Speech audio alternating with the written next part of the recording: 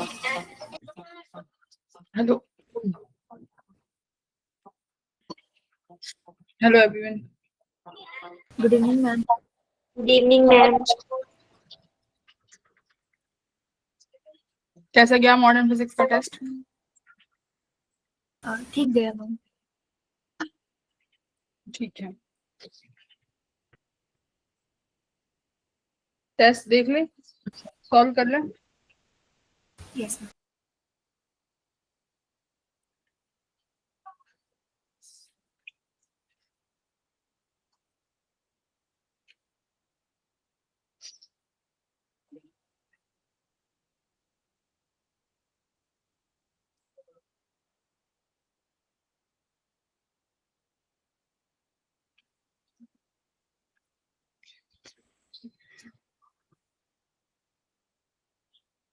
कुछ बच्चे असाइनमेंट कर रहे हैं, है ना? Very good. जो कर रहे हैं करते रहो, असाइनमेंट मोर देन इनफ है।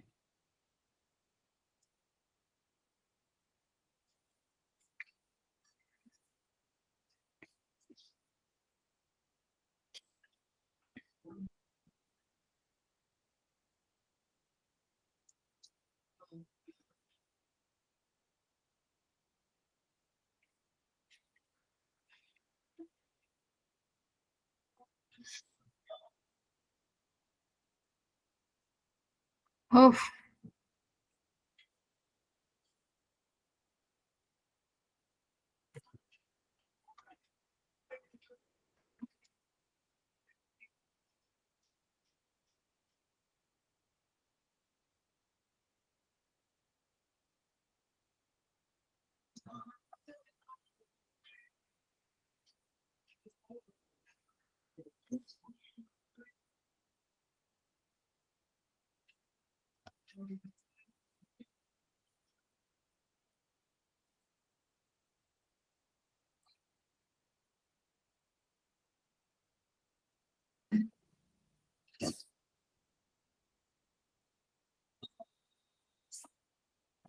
बच्चों को आने दो, एक सेकंड में पेपर ओपन कर रही हूँ।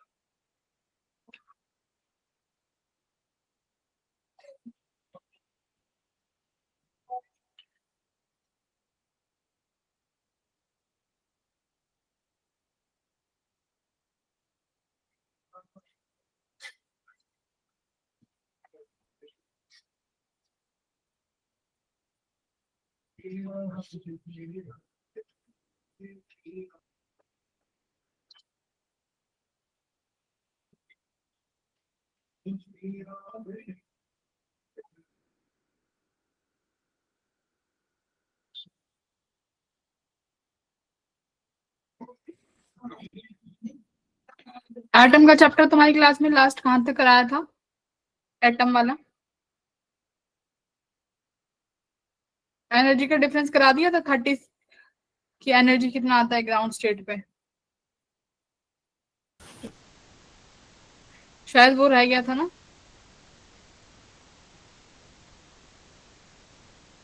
10 मिनट पहले एक बार वो रिवाइज करते हैं, उसके बाद फिर तुम्हारा एक बार पेपर सॉल्व करेंगे, ठीक है? क्योंकि वहीं से ही सवाल बनेंगे।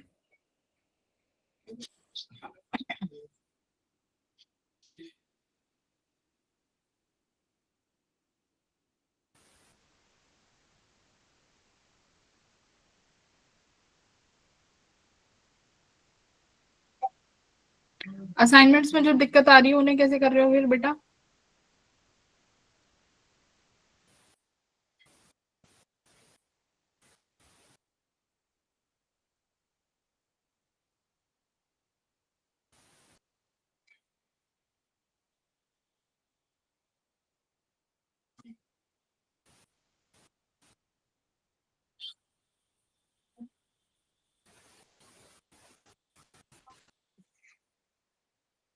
ठीक है, तो हमने यहाँ तक कहाँ तक पढ़ लिया था?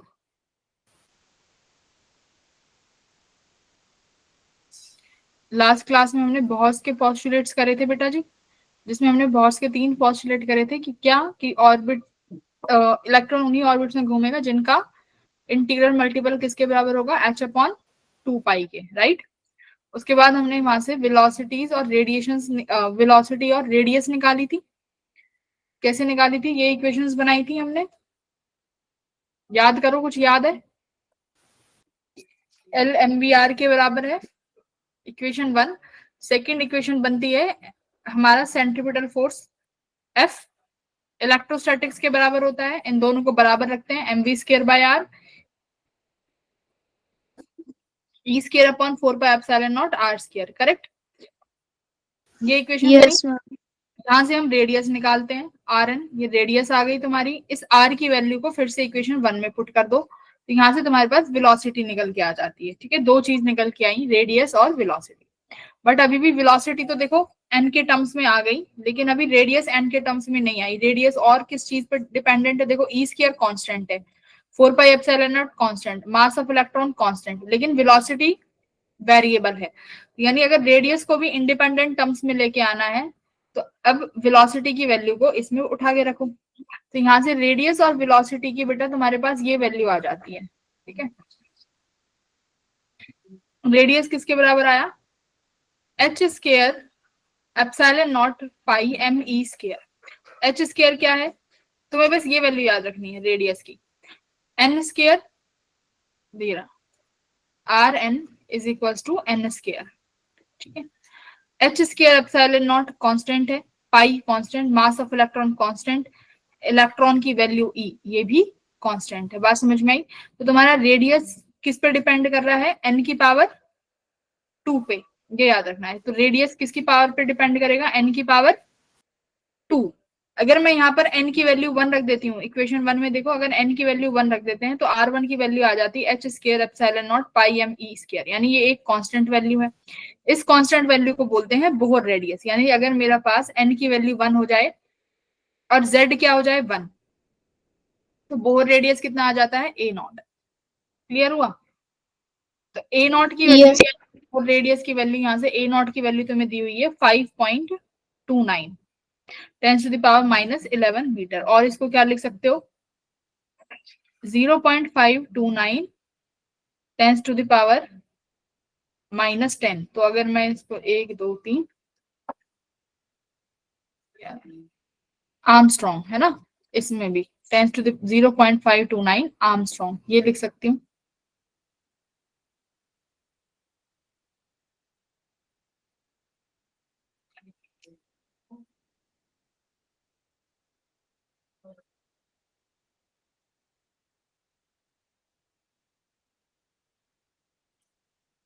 तो यहां से क्या लिख सकते हो? आर के पास हमारा फॉर्मूला आया आर एन, यानी किसी भी एन का मतलब है किसी भी अगर ऑर्बिट में एन की वैल्यू कुछ भी है तो आर कैसे निकालोगे? ये तो कांस्टेंट वैल्यू हो गई। तो कांस्टेंट वैल्यू कितनी हुई? 0.529 आर्मस्ट्रॉन्ग, और किस पे डिपेंड कर रहा है? Multiply by N square upon Z. तो ये तुम्हारे पास क्या निकल के आ जाएगी? रेडियस की वैल्यू। 0.529 कांस्टेंट है, तो आर एन को क्या लिख सकते हो? ये वाली value N square upon Z into ए नॉट। तो ये वाली वैल्यू तुम्हें याद रखनी है, ये याद रखना है, और चाहे कुछ मत याद रखो फिजिक्स में। बात समझ में आई? रेडियस की ये वाली वैल्यू याद होनी चाहिए, किस पे डिपेंड कर रहा है? N square upon Z. समझ में आया? ये डिराइव कराने की जरूरत तो नहीं है ना बेटा, देखो उठा उठा के वैल्यूज पटकनी है बस। तो रेडियस की वैल्यू ये निकल के आ गई तुम्हारे पास। ठीक है, अब इसी टर्म में अगर मैं वेलोसिटी की बात करूं तो देखो वेलोसिटी कितनी आ जाएगी? ये रहा वेलोसिटी का टर्म। वेलोसिटी क्या लिखा हुआ है? देखो 1/n E square upon 2h epsilon not. ये वाली टर्म कांस्टेंट है कि नहीं है? z E square 2h epsilon not, ये वाली कांस्टेंट है। तो यहाँ से किसी भी अगर मेरे को ऑर्बिट में वेलोसिटी निकालनी है तो क्या हो जाएगा? z upon n। z क्या है? Atomic number. ठीक है, z is atomic number upon n। ये वाली वैल्यू कांस्टेंट है। वेलोसिटी के टर्म में ये वाली वैल्यू किसके बराबर होती है? 2.18 इंटू 10⁻6 मीटर पर सेकेंड। ये आ गई वेलोसिटी की वैल्यू। तो वो कांस्टेंट को बेशक याद रखो ना रखो, ये याद रखना वेलोसिटी z अपॉन n पे डिपेंडेंट है, और रेडियस किस पे डिपेंडेंट है? n स्क्वायर अपॉन z पे। ठीक है, radius n square upon z। इसके बाद आती है क्या? एनर्जी। तो एनर्जी पिछले वाले लेक्चर में ही पढ़ ली थी एनर्जी। तो काइनेटिक एनर्जी किसके बराबर होगी? काइनेटिक एनर्जी ये डिराइव कराया था, याद है? काइनेटिक एनर्जी डिराइव कराई थी। इम्पैक्ट पैरामीटर से नोट्स देखो, Yes, ma'am. नोट्स खोलो अपने। काइनेटिक एनर्जी किसके बराबर थी? पोटेंशियल एनर्जी के बराबर थी ना, है ना? पोटेंशियल एनर्जी के बराबर थी काइनेटिक एनर्जी। तो यहाँ से हमारे पास काइनेटिक एनर्जी कितनी निकल, ये तो टोटल एनर्जी है, right? This is total energy, ये तो टोटल एनर्जी है। तो kinetic energy plus potential energy करके हमने टोटल एनर्जी निकाली थी, ठीक है? तो टोटल एनर्जी आई थी E square upon 8 pi epsilon naught into R, यानी फिर से रेडियस की टर्म, वेरिएबल है रेडियस, तो हम क्या चाहते हैं, हम सारे वैल्यूज को सिर्फ एन और जेड पे डिपेंड कर दें, बाकी सब चीजें हटा दें। तो रेडियस की वैल्यू जो तुमने ऊपर निकाली है वो यहाँ पुट कर दो। जब तुमने यहाँ पर वैल्यू करी तो तुम्हारे पास टोटल एनर्जी की वैल्यू देखो क्या आई, एम ई कॉन्स्टेंट, ई की power 4 constant, N square variable, H square constant, epsilon not constant, सारी वैल्यू कांस्टेंट हो गई। तो यहाँ से तुम्हारे पास टोटल एनर्जी का क्या फॉर्मूला बनेगा, -13.6 अपॉन एन स्क्वायर, जेड की टर्म्स में तो ऊपर आ जाएगा जेड, ये टोटल एनर्जी का फॉर्मूला है, ठीक है? जेड फिर से एटॉमिक नंबर, एन क्या है, ऑर्बिटल नंबर, कौन से ऑर्बिट की बात कर रहे हो। तो तुम्हारे पास टोटल एनर्जी ये है, वेलोसिटी किस टर्म में है भाई, जेड अपॉन एन, ठीक है? 2.18 10⁶ मीटर पर सेकेंड। रेडियस का बोलो क्या है, N square upon Z into A not, जो वो कांस्टेंट वैल्यू है, आर्मस्ट्रॉन्ग में आएगा। ये 3 टर्म्स हैं जो हमें याद रखनी है, याद रखोगे? बस इतना ही याद रखना है, टोटल एनर्जी किस में डिपेंडेंट है, वेलोसिटी और रेडियस। क्लियर? ये फॉर्मूला याद होना चाहिए, तीनों का याद रहेगा। Yes, ma'am. अब देखो, अगर मैं हाइड्रोजन की बात करूं तो हाइड्रोजन के लिए जेड की टोटल एनर्जी निकालते हैं, टोटल एनर्जी तो -13.6 Z upon N square electron volt for hydrogen. भाई हाइड्रोजन के लिए जेड क्या होगा, हाइड्रोजन के लिए जेड 1 होता है एटॉमिक नंबर। मैं उसकी ऑर्बिट के लिए बात कर रही हूँ, 4 फर्स्ट ऑर्बिट, यानी 4 ग्राउंड स्टेट। ग्राउंड स्टेट के लिए एन कितना होगा, 1। ग्राउंड स्टेट के लिए एन की वैल्यू 1 हो गई। तो टोटल एनर्जी कितना आया, -13.6 इलेक्ट्रॉन वोल्ट। तो यानी तुम्हारे पास जो हाइड्रोजन एटम है उसके ग्राउंड स्टेट में जो भी इलेक्ट्रॉन होगा उस इलेक्ट्रॉन के पास इतनी एनर्जी होगी, -13.6 इलेक्ट्रॉन वोल्ट, ठीक है? Yes, ma'am. ऐसे ही किसी का भी निकाल सकते हो। मान लो तुम निकालना चाहो हाइड्रोजन के सेकंड में कितना होगा, यानी first excited state, first excited state में एन की वैल्यू कितनी रख दोगे, 2 रख दोगे, 2। तो तुम्हारे पास फर्स्ट एक्साइटेड स्टेट आ जाएगी। बात समझ में आई? Yes, ma'am. फिर एनर्जी लेवल, एनर्जी लेवल क्या है, देखो एनर्जी लेवल है जैसे E1 मेरी कौन सी स्टेट हो गई, ग्राउंड स्टेट, E2 कौन सी स्टेट हो गई, फर्स्ट एक्साइटेड, है ना? Yes, ma'am. ये सेकंड एक्साइटेड स्टेट, तो ऐसे ही स्टेट होती चली जाएंगी, ये हाइयर स्टेट है ये। तो n इक्वल्स टू 1 में तुम्हारा कौन सा है, n इक्वल्स टू 1 होती है मेरी ground state, n equals to 2, फिर n equals to 3, n equals to 4, ऐसे ही हमारी स्टेट बढ़ती चली जाती है। एक चीज देख पा रहे होंगे कि जैसे जैसे ऊपर जाते जा रहे हो ये एनर्जी का जो डिफरेंस है ये कम होता जा रहा है। देखो एनर्जी लेवल यहाँ पे देखो कितना डिफरेंस है E1 और E2 में, फिर देखो E2 और E3 में थोड़ा कम डिफरेंस है, फिर आगे जाके क्या होते चले गए, ये आगे जाके क्या होते चले गए, कंबाइंड होते चले गए, ओवरलैप हो जाएंगे। आगे आगे जाके देखोगे कि जैसे ही तुम्हारे पास n ऑर्बिटल्स बढ़ते जाएंगे, n का नंबर बढ़ता जाएगा, एनर्जी स्टेट आपस में कैसे होने लग जाएंगी, ओवरलैप करने लग जाएंगी, ठीक है? लेकिन जैसे ही 1 और 2 में देख रहे हो एनर्जी का डिफरेंस कितना है, भाई ये तुम्हें गैप दिखाई दे रहा है E1 और E2 के बीच में कितना बड़ा है। जैसे ऊपर जाते जा रहे हो ये ओवरलैप करने लग जाएंगे। इसका मतलब ओवरलैपिंग का मतलब है जितना ऊपर हाईयर स्टेट में जाओगे तो तुम्हारा कौन सा बैंड आ जाता है, कंडक्शन बैंड, ठीक है? ये कंडक्शन बैंड है।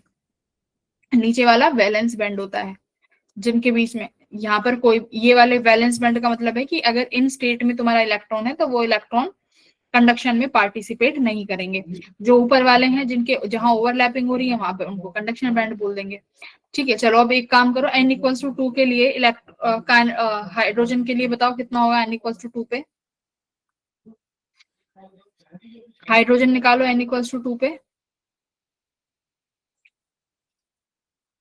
n इक्वल्स टू 2 पे हाइड्रोजन कितना होगा 13.6 अपॉन 4।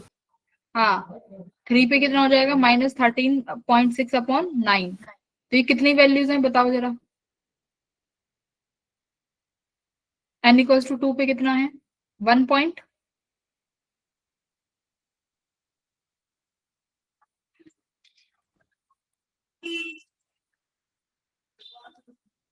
क्या आ रहा है पहले कैलकुलेशन करके।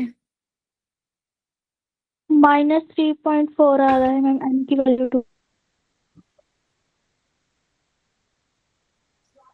3.4 और ये वाला कितना आ रहा है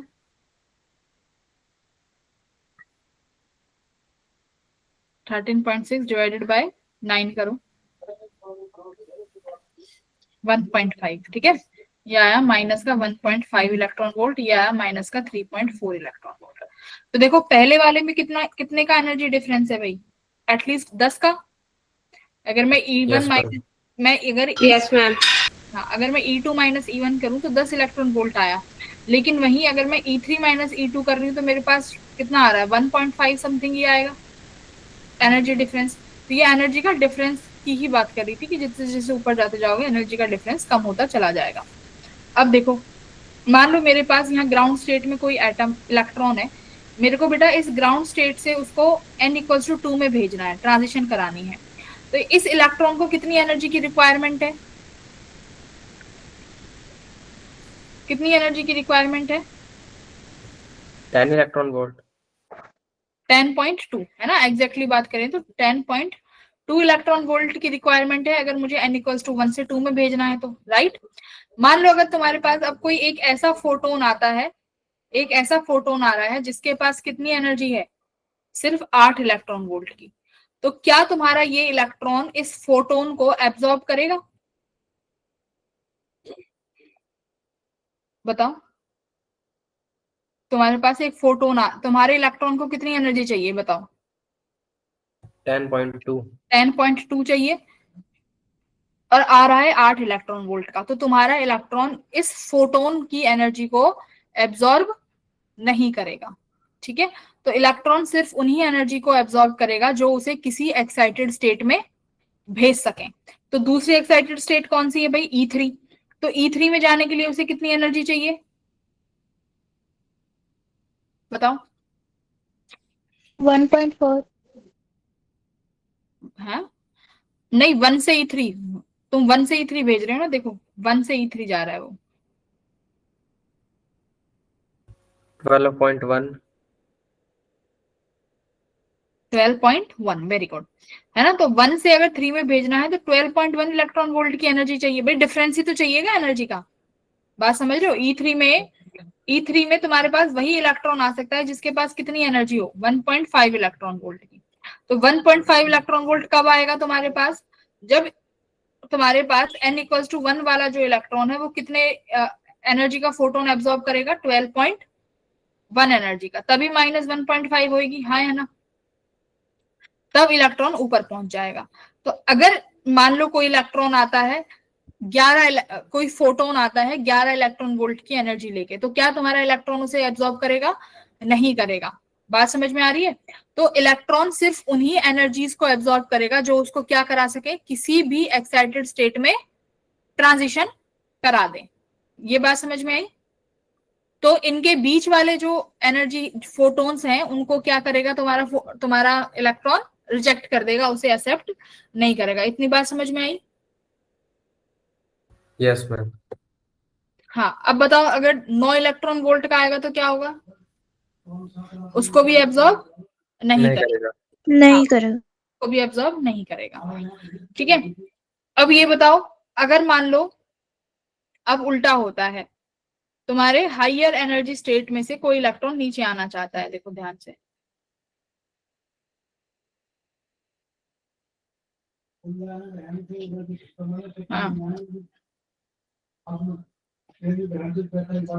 है ना। अब देखो, मान लो तुम्हारे पास कोई इलेक्ट्रॉन है, वो हाइयर एनर्जी स्टेट में है, ठीक है, मान लो E3 में है। अब कोई इलेक्ट्रॉन E3 से बेटा 1 में आना चाहता है या E3 से 2 में आना चाहता है, तो तुम्हारा इलेक्ट्रॉन E3 में हाई एनर्जी पे है, उसको डाउनवर्ड्स में आने के लिए क्या करना पड़ेगा, एक फोटोन रिलीज करना पड़ेगा, तभी आ पाएगा। तो ये इलेक्ट्रॉन जो फोटोन रिलीज करेगा, उनकी एनर्जी भी क्या होगी, उनकी एनर्जी क्या होगी जो ये फोटोन रिलीज करा है इसने, बताओ। ये E1 है और सपोज ये E2 है, तो E1 ने बेटा एक फोटोन निकाला सपोज P1, और E2 ने एक फोटोन निकाला P2। तो बेटा मुझे बताओ P1 के पास जो एनर्जी होगी वो कितनी होगी, E3 माइनस E1 का होगा फोटोन, क्योंकि वो E3 से E1 पे आ रहा है। बोलो यस और नो। Yes. Yes, ma'am.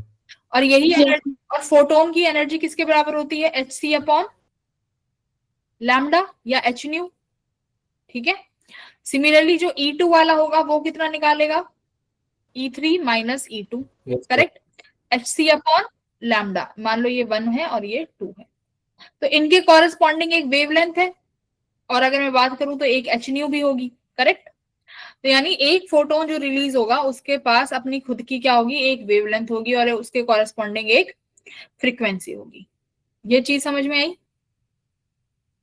कि दो फोटोन रिलीज होंगे, जो फोटोन रिलीज होगा वो किस किस अमाउंट का होगा, जिस दो एनर्जीज के बीच में ट्रांजिशन हो रहा है, ठीक है, clear. Yes, ma'am. yes, Yes, ma'am. और इसी चीज,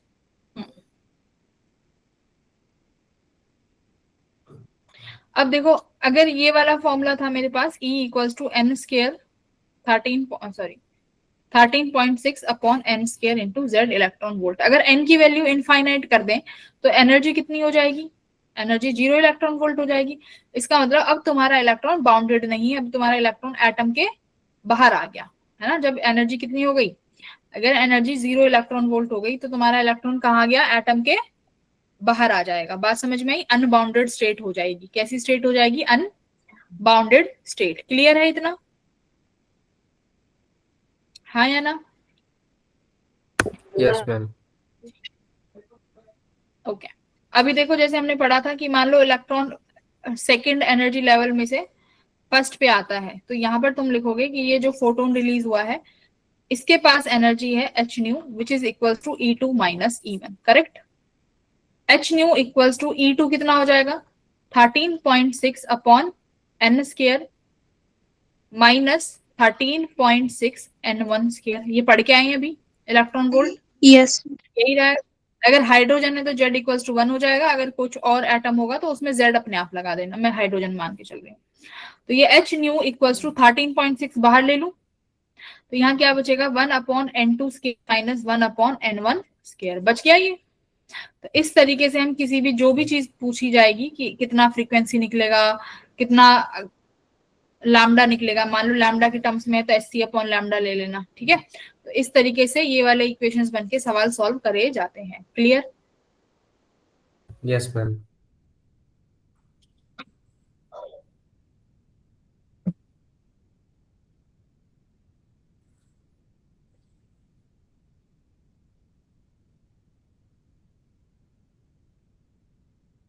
फिर आता है एटॉमिक स्पेक्ट्रा।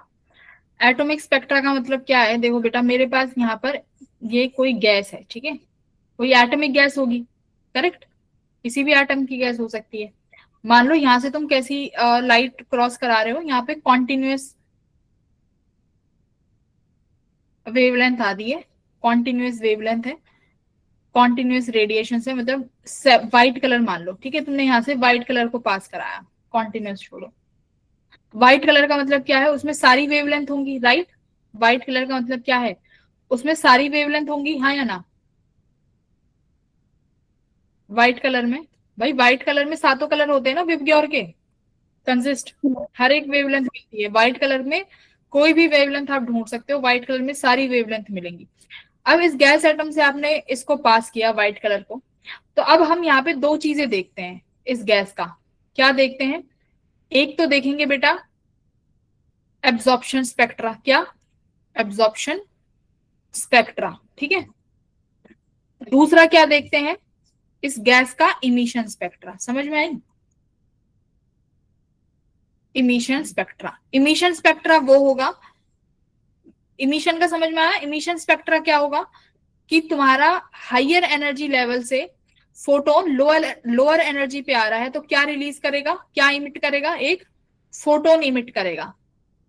वो फोटोन जो इमिट करेगा उस फोटोन के पास एक पर्टिकुलर वेवलेंथ होगी। अभी पढ़ के आए हो इमिशन, इमिशन पढ़ा है ना कि व्हाइट कलर का गैस एटम है, गैस एटम है तो इलेक्ट्रॉन्स होंगे, कुछ इलेक्ट्रॉन हायर एनर्जी स्टेट में जाएंगे। बात समझ में आई? वो अगर हायर एनर्जी स्टेट में है और हायर एनर्जी से जब वो इलेक्ट्रॉन कहाँ आएगा, हायर एनर्जी से अगर वो इलेक्ट्रॉन लोअर एनर्जी स्टेट में आएगा तो क्या रिलीज करेगा, क्या इमिट करेगा? एक फोटोन। अरे हाँ या ना, पढ़े तो है भी कि हायर एनर्जी से लोअर में आएगा तो एक फोटोन इमिट होगा। यस और no? Yes ma'am. Yes ma'am. भाई मेरी बात सुनो, तुम्हारे पास एक एटॉमिक गैस है, ठीक है, एक गैस है एटॉमिक, उसमें से तुमने व्हाइट कलर ट्रांजिस्ट कराया। अब मान लो उस गैस के कुछ particle already higher energy state पे थे, अब वो हायर एनर्जी स्टेट से लोअर एनर्जी पे आएंगे तो एक फोटोन इमिट करेंगे। फोटोन इमिट करेंगे तो वो उसके कॉरेस्पॉन्डिंग एक वेवलेंथ आएगी, वेवलेंथ मतलब कलर आएगा एक। तो इमिशन स्पेक्ट्रा में क्या होगा, तुम्हें कुछ ही वेवलेंथ देखने को मिलेंगी। बात समझ में आई?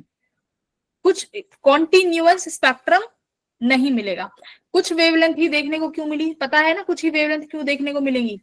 क्योंकि जब इलेक्ट्रॉन हायर से लोअर में आएगा तो हर एक एनर्जी की रेडिएशन को इमिट नहीं कर रहा, वो एक पर्टिकुलर रेडिएशन इमिट कर रहा है, एक पर्टिकुलर फोटोन इमिट कर रहा है, जो कि किस पे डिपेंड है? जिस एनर्जी के बीच की डिफरेंस है, जो दो एनर्जी के बीच का डिफरेंस है।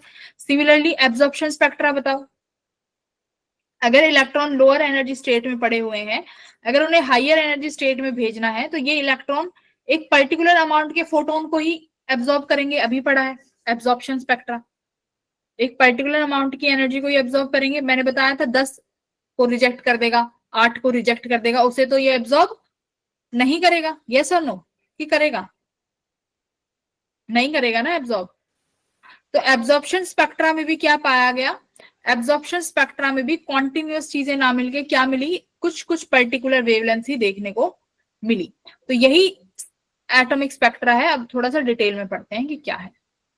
देखो मेरे पास ये एटॉमिक गैस है, ठीक है, मैंने इन पे क्या करा, इलेक्ट्रोमैग्नेटिक रेडिएशन इन पे इंसिडेंट कराई।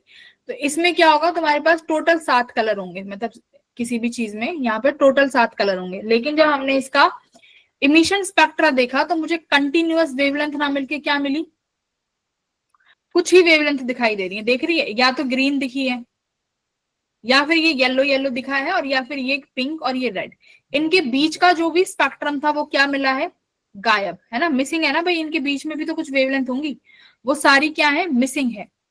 ठीक है, क्यों मिसिंग है? क्योंकि जो वेवलेंथ अगर हायर एनर्जी से लोअर एनर्जी पे ट्रांसमिट करेगा तो उसके पास कुछ पर्टिकुलर अमाउंट का ही फोटोन रिलीज होगा, और उस फोटोन के अमाउंट कॉरेस्पॉन्डिंग जो वेवलेंथ होगी वो हमें यहाँ पर इमिशन स्पेक्ट्रा में दिख जाएगी।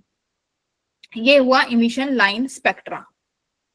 देखो ये रहा क्या है। अब देखो एब्जॉर्प्शन स्पेक्ट्रा क्या होगा। एब्जॉर्प्शन स्पेक्ट्रा में क्या होगा, मेरे पास ये गैस है, ये व्हाइट लाइट का सोर्स तुमने यहाँ ट्रांसमिट कराया। अब इसके बाद जो एब्जॉर्प्शन स्पेक्ट्रा मिलेगा उसमें भी तुम्हें क्या दिख रहा है, कुछ वेवलेंथ मिसिंग है। देखो यहाँ पे एब्जॉर्प्शन स्पेक्ट्रा में एक चीज देखो, ये जो ब्लैक ब्लैक वाली दिख रही है ये वाली क्या है, अब इसमें ये मिसिंग है। जो ब्लैक ब्लैक वाली दिख रही है ये वाली यहाँ पर मिसिंग है, क्योंकि उनको क्या कर लिया गया। ये मिस क्यों है, मुझे बता सकते हो कि ये मिस क्यों है ये वाली वेवलेंथ? क्योंकि इन वेवलेंथ को किसने एब्जॉर्ब कर लिया, तुम्हारे इलेक्ट्रॉन ने एब्जॉर्ब कर लिया ना। मेरी बात सुन रहे हो बेटा? Yes, ma'am. तुमने किसी गैस से व्हाइट लाइट को गुजारा, व्हाइट लाइट का मतलब है उसमें हर तरीके की वेवलेंथ मौजूद है।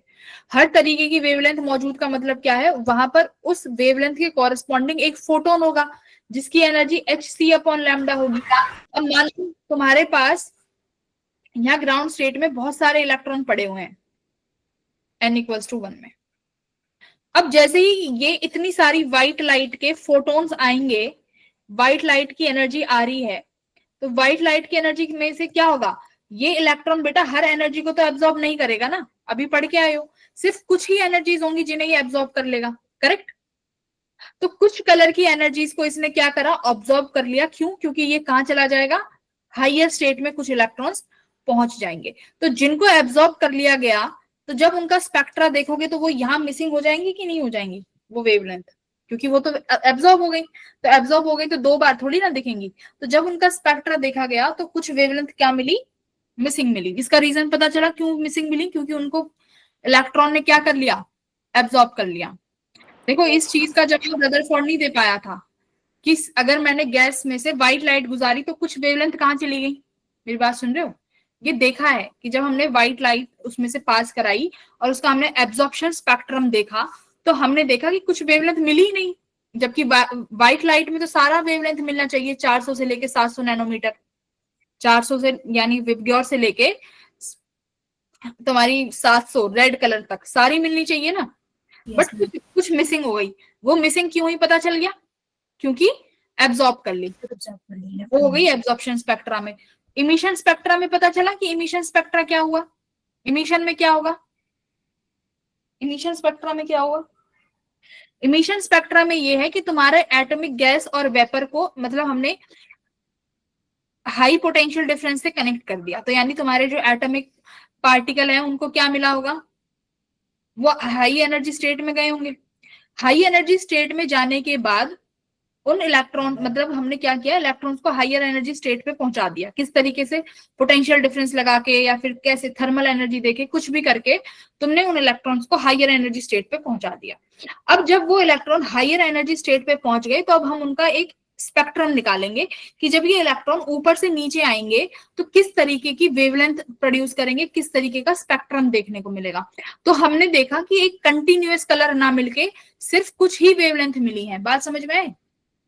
सिर्फ कुछ वेवलेंथ ही देखने को मिली है, कॉन्टिन्यूअस नहीं हुआ, हर कलर देखने को नहीं मिला। क्यों नहीं मिला हर कलर देखने को? क्योंकि एनर्जी डिफरेंस के अकॉर्डिंग क्या रिलीज होगा, फोटोन रिलीज होगा, है ना। और उसी फोटोन के कॉरेस्पॉन्डिंग जो वेवलेंथ होगी वो तुम्हें इमिशन लाइन में दिख जाएगी। यस और नो? हाँ या ना? अब एक बात बताओ, अगर मैं इमिशन स्पेक्ट्रम और इमिशन वाले स्पेक्ट्रम को और एब्जॉर्प्शन वाले स्पेक्ट्रम को ऐड कर दूं तो सातों कलर तो क्या मिल जाएगा, एक कंटिन्यूअस स्पेक्ट्रम आ जाएगा। देखो जो तुम्हारे एटॉमिक स्पेक्ट्रम में वेवलेंथ मिसिंग है वही ऊपर दिख रही है इमिशन वाले में, वही ऊपर दिख रही है इमिशन वाले में। तो इनको ऐड कर दोगे तो क्या मिल जाएगा, कॉन्टिन्यूअस स्पेक्ट्रम। तो तुम्हें कॉन्टिन्यूअस वेवलेंथ मिल जाएंगी। कॉन्टिन्यूअस वेवलेंथ का मतलब समझ रहे हो क्या होता है कॉन्टिन्यूअस वेवलेंथ का? जैसे विजिबल रीजन है 400 नैनोमीटर से लेके 700 नैनोमीटर होती है। इसमें से अब इसमें तुम्हें सारे कलर मिलेंगे। व्हाइट कलर में 400 भी होगा, 500 भी होगा, 550 भी होगा, 650 भी होगा, 700 भी होगा, सारी वेवलेंथ मिलेंगी। ऐसी वेवलेंथ को बोलते हैं कॉन्टिन्यूअस। क्या? कॉन्टिन्यूअस।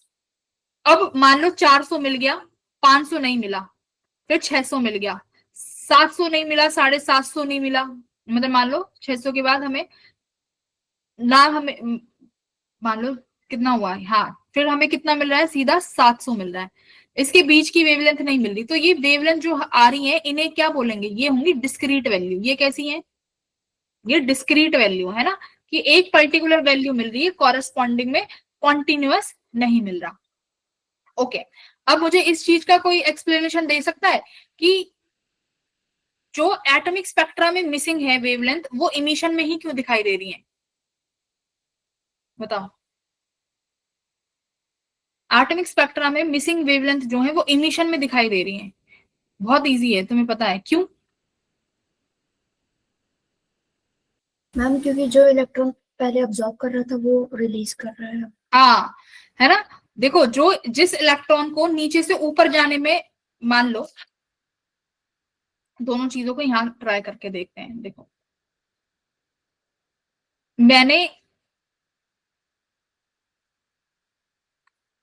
एक इलेक्ट्रॉन लिया, ये पहला इलेक्ट्रॉन, इस पहले इलेक्ट्रॉन को बेटा मान लो n इक्वल्स टू 4 में पहुंचाने के लिए मुझे जो वेवलेंथ चाहिए थी वो थी रेड कलर की। बात समझ में आई? कैसे कलर की?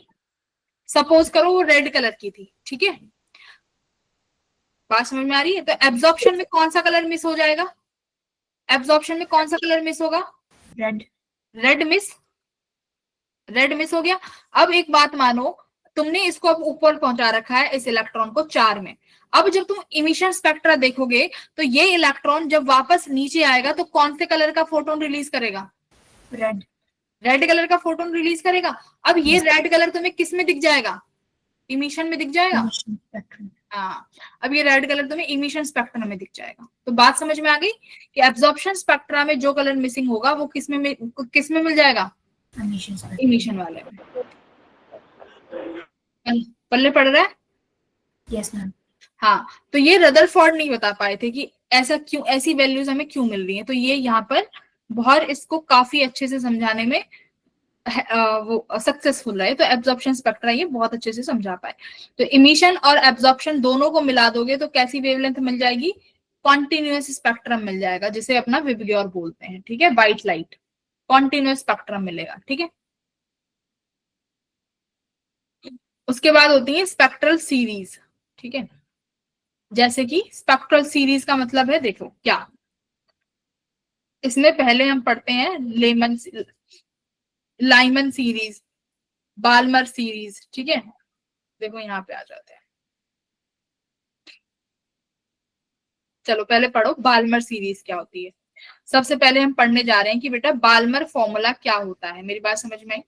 अभी तुमने ये फॉर्मूला पढ़ा था, Hc upon lambda equals to 13.6 electron volt 1 upon n2 square minus 1 upon n1 square. ये अभी पढ़ के आए हो? अभी पढ़ाया था ना, E2 माइनस E1 करके। यस हाँ, मैम। अब एक काम करते हैं, मैं इस Hc को यहाँ पर नीचे ले जाती हूँ।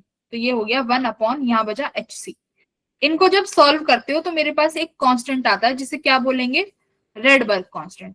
तो मेरे पास ये फॉर्मूला बना 1 upon lambda equals to R 1 upon n2 square minus 1 upon n1 square, ठीक है। बात समझ में आ गई? ओके, ये फॉर्मूला आया। अब देखो बाल्मर फॉर्मूला क्या कहता है? ये कहता है तुम्हारा इलेक्ट्रॉन किसी भी हायर एनर्जी लेवल से, देखो मेरे पास ये एनर्जी लेवल्स है, n equals to 1, n equals to 2, 3, 4 और 5। अगर तुम्हारा इलेक्ट्रॉन किसी भी हायर एनर्जी स्टेट से, मान लो 5 से कहां पड़ रहा है? फाइनली 2 पे आना चाहिए। 4 से फाइनली कहां आ रहा है? 2 पे आ रहा है। 3 से फाइनली कहां आ रहा है? 2 पे आ रहा है। और मान लो कोई तुम्हारे पास एनर्जी लेवल है जो इंफिनिटी पे है, तो तुम्हारा इलेक्ट्रॉन इंफिनिटी से भी कहां आ रहा है? 2 पे आ रहा है। बात सुन रही हो? मतलब हायर एनर्जी स्टेट कोई भी हो, फाइनली इलेक्ट्रॉन को कहां पर गिरना है? आके सेकेंड एनर्जी लेवल में। एन की वैल्यू क्या होनी चाहिए फाइनली? कितनी होनी चाहिए फाइनली? 2। n2 जो लिखा है ना, इसको n फाइनल लिख लो। अगर तुम्हें समझ में नहीं आता तो इसको लिख लो n final minus n initial. तो फाइनली तुम्हारा nf क्या होना चाहिए? फाइनली 2 होना चाहिए। बात समझ में आई? इनिशियली तुम्हारा इलेक्ट्रॉन कहीं पे भी हो सकता है मौजूद। तो इस वाले स्पेक्ट्रम से जो हमें सीरीज मिलेगी उसको कौन सी सीरीज बोलते हैं बेटा? बाल्मर सीरीज, ठीक है। बाल्मर n2 ही क्यों होगा? ये अभी बता, ये बामर सीरीज है ना, अभी तुम्हें 1 का भी बताएंगे, 3 का भी बताएंगे। बामर में n की वैल्यू क्या होनी चाहिए? फाइनली 2 ही होनी चाहिए। तो वहां से जो स्पेक्ट्रम निकल के आएगा उस स्पेक्ट्रम को क्या बोलेंगे? बामर स्पेक्ट्रम। और वो वेवलेंथ जो होंगी वो किस रीजन में लाई करेंगी? विजिबल रीजन में। कैसे रीजन में लाई करेंगी? Visible region. बात समझ में आ रही है? तो कोई भी इलेक्ट्रॉन इंफिनिटी से बस फाइनली में 2 पे आकर पड़ जाए तो बामर सीरीज कहलाएगी। ये जो रीजन होगा इन वेवलेंथ का वो कहाँ लाई करेगा? विजिबल रीजन में। इतना समझ आया? विजिबल रीजन में लाई करेगा। अब देखो, अब एक चीज और बताओ, मेरे को एक बात बताओ। मान लो तुम्हारे पास कोई एक इलेक्ट्रॉन है,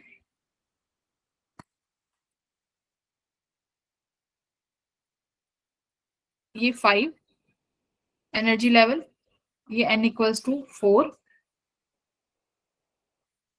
3 और ये फाइनली 2 पे आ रहा है, ठीक है। हाँ, अब एक बात बताओ, एक इलेक्ट्रॉन है बेटा जो 5 से 2 पे आ रहा है और एक इलेक्ट्रॉन है जो 3 से 2 पे आ रहा है। मुझे बताओ कौन से फोटोन की एनर्जी ज्यादा होगी? एक तो फोटोन इसने निकाला होगा और एक फोटोन इसने निकाला होगा। मान लो ये अपना इलेक्ट्रॉन 1 और ये इलेक्ट्रॉन 2, कौन से इलेक्ट्रॉन की एनर्जी ज्यादा है? 5 वाले। 5 वाले की एनर्जी ज्यादा है, सब एग्री कर रहे हो? Yes ma'am. जो इलेक्ट्रॉन 5 के पास है उसकी एनर्जी ज्यादा है। तो भाई अब जब तुम्हारा E1 यानी जो 5 वाली एनर्जी स्टेट में है वो एक फोटोन रिलीज करेगा तो उस फोटोन की एनर्जी भी ज्यादा होगी। भाई Yes, इसने फोटोन रिलीज करा P1, तो इस फोटोन की एनर्जी तुम क्या लिखोगे? E5 minus E2।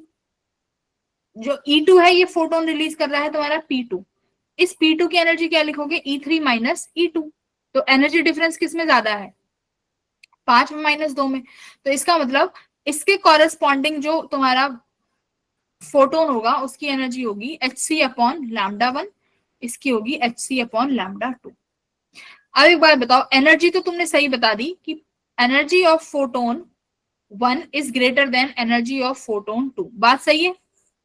बोलो, सब एग्री कर रहे हैं? देखो बेसिक चीजें ही चल रही है, कोई महान चीजें नहीं चल रही कि भाई ऊपर वाले से नीचे आ रहा है तो उसका जो फोटोन निकलेगा उसकी एनर्जी भी ज्यादा होगी, है ना? तो बेटा उसका फोटोन की एनर्जी तो ज्यादा है पर वेवलेंथ कैसी हो जाएगी? एनर्जी क्या है? Hc अपॉन, वेवलेंथ कम हो जाएगी। हाँ, Hc अपॉन लैम्डा। तो जिस फोटोन की एनर्जी जितनी ज्यादा उस फोटोन का वेवलेंथ उतना कम। कम। कम है ना? बात समझ में आ गई?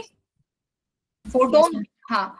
तो इसका मतलब जो भी, अब मेरे को एक बार बताओ, मैक्सिमम अगर तुमसे पूछे कि बाल्मर सीरीज के लिए मैक्सिमम वेवलेंथ कितनी होगी, कैसे निकालोगे? फॉर बाल्मर सीरीज, तो बाल्मर सीरीज के लिए अगर मैक्सिमम वेवलेंथ की बात कर रहा है तो एनर्जी शुड भी क्या होनी चाहिए? मिनिमम। हाँ, बस। तो एनर्जी मिनिमम कहाँ होगी बाल्मर सीरीज के लिए? बताओ, अगर तुम्हारा एन फाइनल, एन इनिशियल कहाँ होगा? 2। 2 में तो फाइनल आएगा ना बेटा, 2 में तो फाइनल आ रहा है, इनिशियली कहाँ से आना चाहिए? 3 से। 3 से आना चाहिए, है ना? 3 से। तो अगर मैंने एन इनिशियल 3 ले लिया तो उसमें तुम्हारा मैक्सिमम वेवलेंथ आ जाएगा बाल्मर सीरीज का, क्योंकि एनर्जी उसमें क्या है? सबसे कम है। तो कई बार ऐसे सवाल भी आएंगे कि मैक्सिमम वेवलेंथ निकालो बाल्मर सीरीज के लिए कितनी होगी, तो आपको एन की वैल्यू खुद से एज्यूम करनी पड़ेगी। तो फिर अगर मैं तुमसे कहूं for maximum, sorry, for minimum wavelength, तो फॉर मिनिमम वेवलेंथ के लिए एनर्जी को क्या होना पड़ेगा? Energy should be maximum. Maximum. तो एनर्जी अगर मैक्सिमम है, अब बताओ इलेक्ट्रॉन को इनिशियली कहां से आना पड़ेगा? इन्फिनिटी से। हाँ, है ना, इन्फिनिटी से। एन इन्फिनिटी हो जाएगा तो एनर्जी क्या हो जाएगी? Maximum, correct. तो एन इनिशियल इन्फिनिटी। फाइनल तो सबको पता है बाल्मर सीरीज के फाइनल क्या होने वाला है? 2। फाइनली 2 में ही आगे गिरना है, समझ में आ गई? Yes ma'am. फाइनली 2 में आगे गिरना है तो NF should be 2, M change होता रहेगा। तो अब देखो अल्फा सीरीज क्या होगी? What is H alpha? H alpha का मतलब है लॉन्गेस्ट वेवलेंथ। समझ में आया?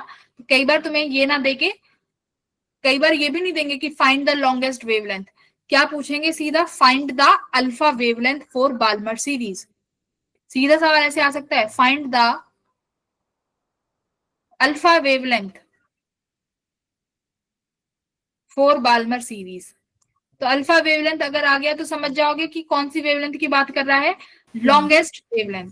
और लॉन्गेस्ट वेवलेंथ मतलब एनर्जी सबसे कम, तो यानी एन किसके बराबर है यहाँ पर? 3 के बराबर है initial, correct. Yes ma'am. H infinity समझ गए होंगे कि कौन सी है?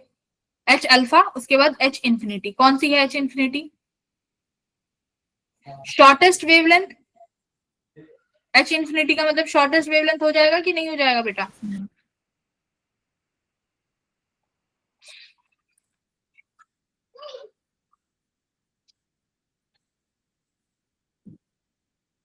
एक सेकंड रुको बेटा।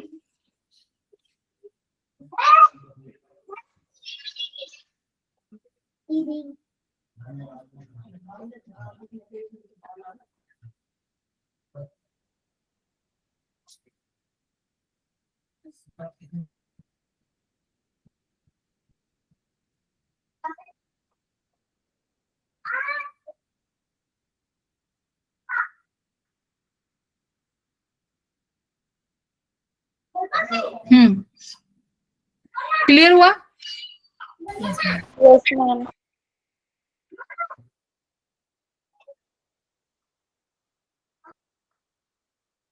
फॉर्म फिल कर दिए तुम लोगों ने? फॉर्म फिल कर रहे हो? Yes ma'am. फॉर्म फिल कर दो। ओके, तो एच अल्फा पता चल गया। एच अल्फा के लिए एन की वैल्यू कितनी रखनी है? 3। बेटा बीटा के लिए कितनी रखोगे? अब बीटा देखो अल्फा से ऊपर ही है बीटा, तो यानी यहाँ एन की वैल्यू कितनी हो जाएगी? 4। भाई अल्फा 3 हो गया, बीटा फिर गामा कितना हो जाएगा? 5। तो ये अल्फा बीटा याद रखना है कि अल्फा यानी 3, अल्फा यानी मिनिमम, अल्फा को फिर लॉन्गेस्ट वेवलेंथ से भी याद रखना। अल्फा मतलब लॉन्गेस्ट वेवलेंथ 3, फिर बीटा ऊपर 4, गामा उसके ऊपर 5। ठीक है, और इंफिनिटी का तो बता ही दिया है।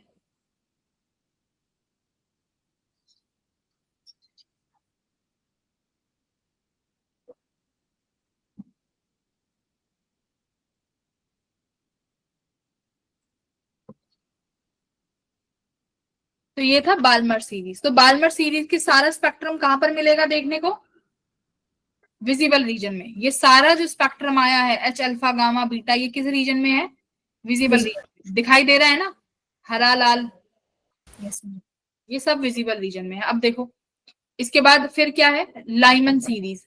लाइमन सीरीज में क्या होगा? तुम्हारा इलेक्ट्रॉन फाइनली कहां पर आके गिरेगा? फर्स्ट शेल में। बात समझ में आई? अभी तक पढ़ते आ रहे हैं ना कि इन कहीं से भी आएगा, तीसरे से, चौथे से, पांचवे से, लेकिन लास्ट में आके कहां गिरेगा? 1 पे। तो लाइमन सीरीज में फाइनल क्या होना चाहिए? 1। फिर आती है सेकंड, जहां पे NF 2 के बराबर होता है, जो कि बाल्मर सीरीज है। फिर तुम्हारी पाशकन सीरीज, जिसमें फाइनली इलेक्ट्रॉन कहां पर आके गिरेगा? 3 पे। ब्रैकेट सीरीज, जहां पे N फाइनली आके कहां गिरेगा? 4 पे। पी फंड सीरीज, जहां पे तुम्हारा इलेक्ट्रॉन फाइनली आके कहां गिरेगा? 5 पे। बात समझ में आ गई? Yes ma'am. तो लाइमन सीरीज किस रीजन में है? Ultraviolet reason. बाल्मर सीरीज किस में थी? विजिबल रीजन में। और ये जो भी पाशकन, ब्रैकेट, पी फंड, ये सब किस में आ रही है? इंफ्रा फ्रेड रीजन में। ठीक है, ये सब इंफ्रा फ्रेड रीजन है। क्लियर है? बोलो बेटा। अब देखो ये कह रहा है what is the shortest wavelength present in the Paschen series. तो बताओ पाशकन सीरीज में देखो फाइनली तुम्हारा इलेक्ट्रॉन 3 में आना चाहिए, तो एन की वैल्यू क्या रखोगे इनिशियली? फाइनल तो 3 हो गया, बात सुनो, एन फाइनली तो 3 हो गया। अगर शॉर्टेस्ट वेवलेंथ है तो इनिशियल कहां से आना चाहिए? 4 से। अरे शॉर्टेस्ट बेटा, शॉर्टेस्ट वेवलेंथ मतलब मैक्सिमम एनर्जी। इंफिनिटी से। हाँ, मैक्सिमम एनर्जी मतलब एन इनिशियल यहाँ पर इंफिनिटी बनेगा। क्लियर? Yes ma'am. हाँ, यस मैम। तो एन क्या हुआ यहाँ पर? एन इनिशियल जो फाइनली है वो एन फाइनल इंफिनिटी बन जाएगा। इस तरीके के सवाल आएंगे हम, आई थिंक, आई होप सब कर लोगे तुम लोग। Yes ma'am.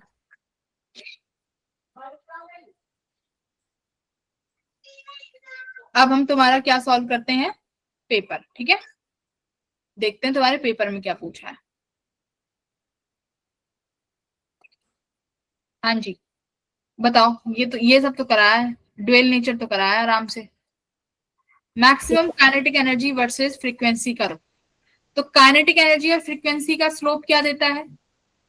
पहली लाइन है, इसका स्लोप क्या देगा? सिर्फ एच देता है। यस कराया, मैम। इसका स्लोप एच देता है, और पोटेंशियल और फ्रीक्वेंसी का स्लोप क्या देता है? एच अपॉन ई। तो स्लोप ये 1 हो जाएगा, इसका ये हो गया। अब y1 और y2 पूछ रहा है। y2 क्या देता है? फाई अपॉन ई, और y1 सिर्फ क्या देता है? Work function. करेक्ट, ये वर्क Yes. फंक्शन है। तो y1 कहाँ गया? y1 ये देगा और y2 ये देगा। तो ये तुम्हारा आंसर हो जाएगा। ठीक है, तो फर्स्ट का Q, बी का T, सी का S, तो सी का आर, बी ऑप्शन। ठीक है, कराया हुआ क्वेश्चन है। सेकंड बताओ क्या दिख रहा है, ए और बी की क्या दिख रही है, ए और बी के पास पोटेंशियल तो कैसा है, सेम पोटेंशियल है, दिख रहा है, सेम पोटेंशियल है भाई, सेम है ना, नेगेटिव Yes. पोटेंशियल, सी का नेगेटिव पोटेंशियल ज्यादा है, तो फ्रीक्वेंसी सी की, तो फ्रीक्वेंसी सी की ज्यादा हो गई। और क्या दिख रहा है, इसमें इन्होंने ए और सी की फ्रीक्वेंसी बराबर कर रखी है, ये तो गलत हो गया। बी और सी की फ्रीक्वेंसी बराबर कर रखी, गलत हो गया। ए और बी की फ्रीक्वेंसी बराबर कर रखी है, इनमें से कोई एक होगा।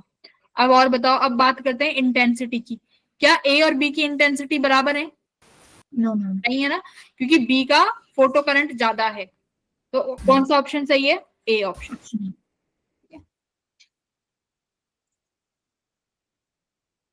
इसको रहने दो अभी। फोर्थ बताओ।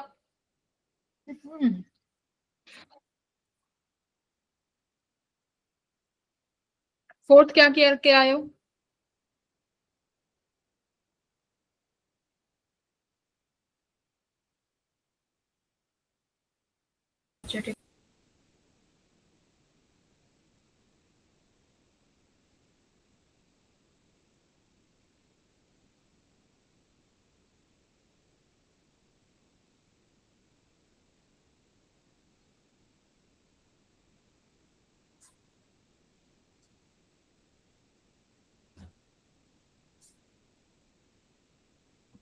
तुम बच्चे लोग भी सारे क्वेश्चंस तुमने ग्रुप में पूछे हुए हैं।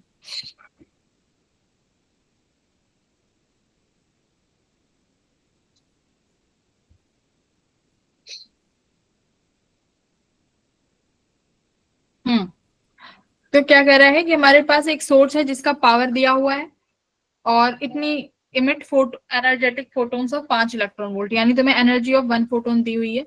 Source is located at a distance इतने metre from the centre of a metallic sphere of work function 3 electron volt and radius of this, the efficiency of photoelectron emission is 1 for every 10 to the power 6 incident photon। तो efficiency क्या है कि अगर तुम इतने photons डालोगे तो तब जाके एक इलेक्ट्रॉन निकल रहा होगा। ठीक है, assume the sphere is isolated and emissionally neutral and the photoelectrons are instantly swept away, the number of photoelectrons emitted per second। तो तुम्हें ये निकालना है कि एक सेकंड में कितने नंबर ऑफ फोटोन्स निकल रहे हैं। कैसे निकालोगे, नंबर ऑफ फोटोन्स का फॉर्मूला क्या है मेरे पास,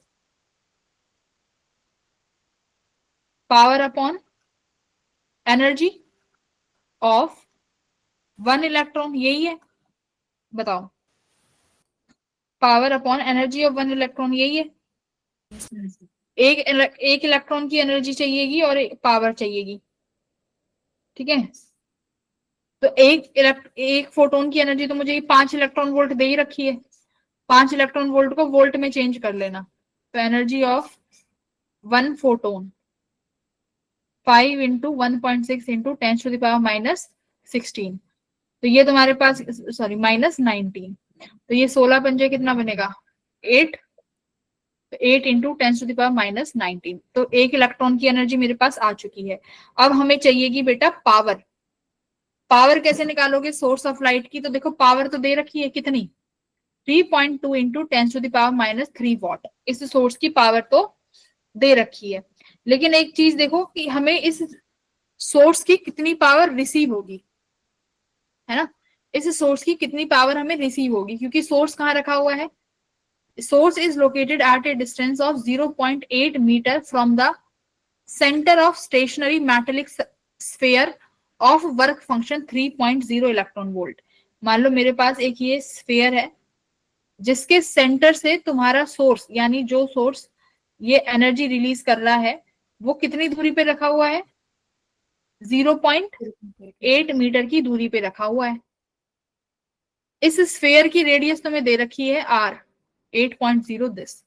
इफिशियंसी भी बता दी कि अगर इस सोर्स से एटलीस्ट 10 की पावर 6 वाले फोटोन आके पड़ेंगे, 10 की पावर 6 फोटोन आके रिलीज होंगे, पड़ेंगे, इंसिडेंट होंगे, तो कितने इलेक्ट्रॉन निकलने के चांसेस हैं, एक इलेक्ट्रॉन, है ना। तो यहां से कितना इलेक्ट्रॉन निकलेगा, एक इलेक्ट्रॉन निकलेगा जाके। इफिशियंसी भी बता दी। तो अब तुम बताओ कि इफेक्टिव पावर क्या होगी। हमें तो इफेक्टिव पावर चाहिएगी। पावर इफेक्टिव क्या होनी चाहिए, बताओ।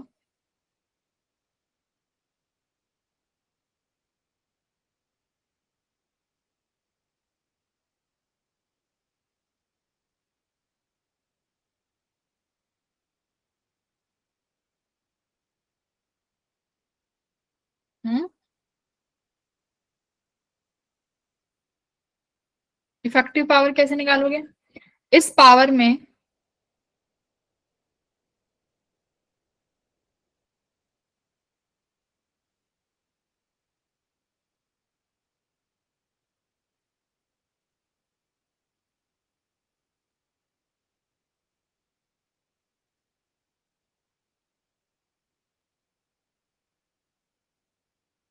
बोलो।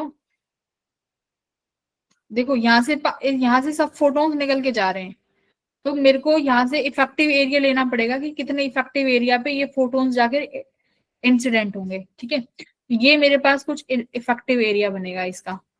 ये जो यहाँ से जाएंगे इनका ये इफेक्टिव एरिया हुआ। तो इस पावर में क्या मल्टीप्लाई करूंगी, ये इफेक्टिव एरिया कितना हो जाएगा, पाई आर स्क्वायर। रेडियस कौन सी होगी, ये 0.8 वाली। इंसिडेंट किस पे हो रहे हैं, तुम्हारे इस स्फेयर पे। इस स्फेयर की एरिया कितना हो जाएगा, area of sphere 4 pi capital R square. Pi से पाई कट गया। पावर का फॉर्मूला कितनी वैल्यू है, 3.2 इंटू 10⁻³ ये स्मॉल आर कौन सा रेडियस आएगा, ये वाला 8 इंटू 10⁻³ मीटर। तो कितना लिखोगे यहाँ पे, 8 इंटू 10⁻³ का पावर स्क्वायर अपॉन नीचे 4 मल्टीप्लाई कितनी दूरी पर है ये। अब कौन सी रेडियस लिखोगे, 0.8 मीटर दूर वाली। यहाँ पे कितने से मल्टीप्लाई कर दो, 0.8 का स्क्वायर। बोलो भाई, यही तो होगा इफेक्टिव पावर। हम्म यस मैम। Yes ma'am.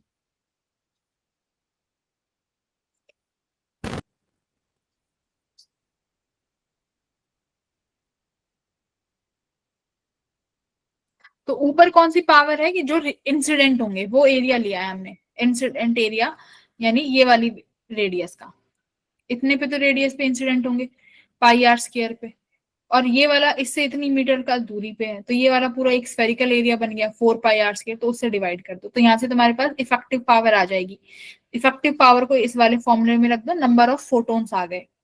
तो नंबर ऑफ फोटो, अब पूछ क्या रहा है, number of photo electrons emitted पर सेकेंड। तो इसका मतलब पहले ये निकालो, हमारे पास पर second number of electrons number of photons कितने हैं, है ना। पर सेकेंड में हम क्या निकालेंगे, नंबर ऑफ फोटोन्स, जो कि यहाँ से आ जाएंगे। अब देख लो, मान लो ये कितने आ रहे हैं, 10 की पावर अगर 12 आ रहा है, तो 12 आ रहा है तो मतलब ये 10 की पावर 12 कितने इलेक्ट्रॉन निकालेगा, सिर्फ 2 इलेक्ट्रॉन। तो इस तरीके से हमें फिर मेजर करना पड़ेगा। समझ में आ गई बात। तो इसका बेटा आंसर जब तुम निकालोगे तो यहाँ पर दिया हुआ है ये 10 की पावर ये दिया हुआ है तुम्हें कितना, नंबर ऑफ फोटोन्स 10 की पावर 11। ठीक है, तो यहाँ से तुम्हारे नंबर ऑफ फोटोन्स आए 10 की पावर 11। तो बताओ कितने कितने फोटो इलेक्ट्रॉन्स इमिट हो जाएंगे 1 सेकेंड में।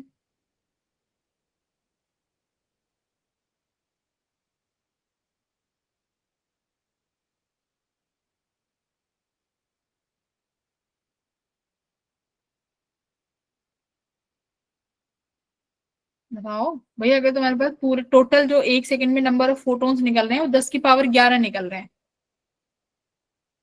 तो हमारे पास हर सेकंड में कितना इलेक्ट्रॉन बाहर आ रहा होगा, फोटो इलेक्ट्रॉन।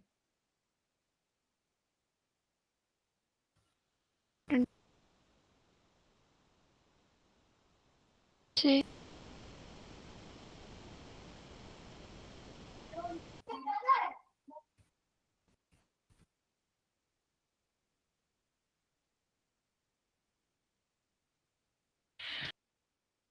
हम्म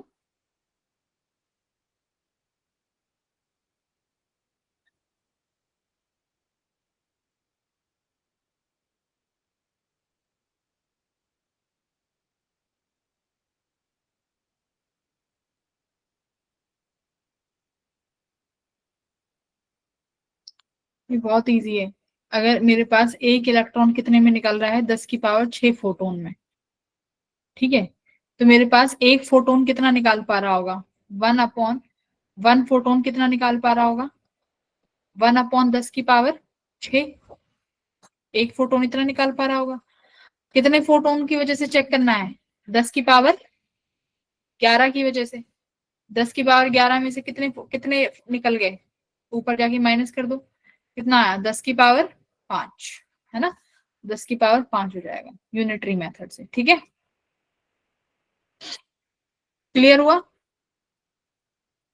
फिफ्थ, फिफ्थ कैसे करोगे, surface irradiated with A wavelength, मतलब वेवलेंथ दी हुई है, gives out electron with maximum velocity v। तो इस वेवलेंथ से जो मैक्सिमम वेलोसिटी के इलेक्ट्रॉन है वो v है। कट ऑफ वेवलेंथ 600 नैनोमीटर है। कट ऑफ वेवलेंथ पता है ना कौन सी वेवलेंथ होती है, थ्रेशोल्ड भी बोलते हैं, थ्रेशोल्ड वेवलेंथ है ये। The same surface would release electron with maximum velocity 2v। ठीक है, if it is radiated by the light of wavelength. तो ये कह रहा है कि अगर मेरे पास वेवलेंथ हम 200 नैनोमीटर की लेके चलते हैं तो जो मैक्सिमम वेवलेंथ, मैक्सिमम वेलोसिटी का इलेक्ट्रॉन आता है वो v आता है। ठीक है, तो और इन्होंने हमें दे दी कट ऑफ वेवलेंथ जो कि 600 नैनोमीटर है। अब ये पूछ रहा है कि मुझे जो मैक्सिमम इलेक्ट्रॉन चाहिए वो 2v का चाहिए, मतलब ट्वाइस वेलोसिटी से बढ़ाना है, तो मुझे उसके कॉरेस्पॉन्डिंग वेवलेंथ कितनी रखनी पड़ेगी, ये पूछ रहा है। बात समझ में आ गई, बताओ आप कैसे निकालोगे।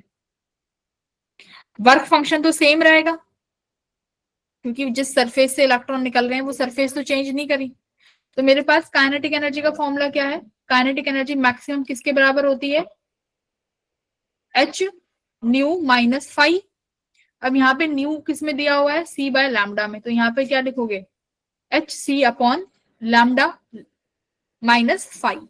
फाई वर्क फंक्शन है तो ये क्या हो जाएगा, hc/लैम्डा नॉट, इक्वेशन 1। बोलो, तो इस इक्वेशन के कॉरेस्पॉन्डिंग कितनी वेलोसिटी आ रही है भाई, v आ रही है, तो यहाँ पे आप v मैक्स भी लिख सकते हो, यहाँ पर ये v मैक्स है। hc कॉमन ले लो, क्या बचेगा, 1/लैम्डा माइनस 1/लैम्डा नॉट। ठीक है, इक्वेशन 1। सेकेंड इक्वेशन में क्या कह रहा है, मैक्सिमम वेलोसिटी कितनी होनी चाहिए, 2 टाइम्स, तो यहाँ पर फिर सेकेंड इक्वेशन बनेगी 2v max equals to hc 1/लैम्डा। अब की बार लैम्डा फिर कितना हो जाएगा, इसके कॉरेस्पॉन्डिंग निकालना है। पहले वाले का कितना था भाई, 200 है ना, पहले वाले का 200 था, माइनस 1/लैम्डा नॉट। तो लैम्डा नॉट ना भी दिया होता तो भी काम चल जाता, क्योंकि पहली और दूसरी इक्वेशन को क्या कर दो, डिवाइड कर दो, पहली और दूसरी इक्वेशन को।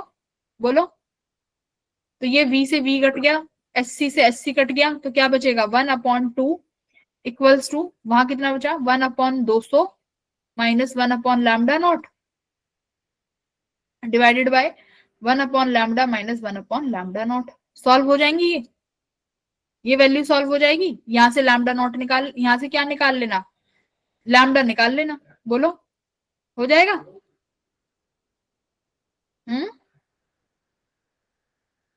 समझ आया क्या किया है भाई। मेरे पास ये इक्वेशन नहीं होती थी, मैक्सिमम काइनेटिक एनर्जी किसके बराबर होती थी, H nu minus work function phi not. अब इसको क्या लिख सकते हो, एच न्यू को hc/लैम्डा, वर्क फंक्शन भी क्या होता था, H new not, H new not मतलब hc/लैम्डा नॉट। तो तुम्हें इस कॉरेस्पॉन्डिंग लैम्डा के क्या दिया हुआ है, काइनेटिक एनर्जी यानी वेलोसिटी। मास और हाफ वैल्यू तो कांस्टेंट रहने वाली है, हट जाएंगी, तो मैं यहाँ सिर्फ v लिख लूं। फिर कह रहा है कि मैंने इस लैम्डा को 200 से बढ़ा के कितना कर दिया, कितना करा, वही निकालना है कि मैंने इस लैम्डा को कितना किया, कि मेरे पास जो वेलोसिटी आ रही है अब वो कितनी आ रही है, 2 टाइम्स ज्यादा आ रही है। बात समझ में आ गई, तो डिवाइड कर देना। क्लियर है, बोलो।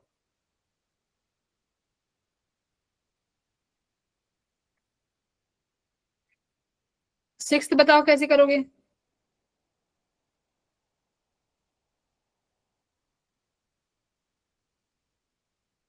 तो क्या कह रहा है कि अगर कोई पार्टिकल है जिसका मास m है, is moving with velocity v and the associated de Broglie wavelength is lambda। ठीक है, उस पार्टिकल के पास जो वेवलेंथ है वो लैम्डा है, अगर ये पार्टिकल इन इलास्टिकली किसी दूसरे पार्टिकल के साथ कोलाइड करता है 2m के साथ, तो उसका डी ब्रोगली वेवलेंथ क्या हो जाएगा? बताओ, बहुत आसान है।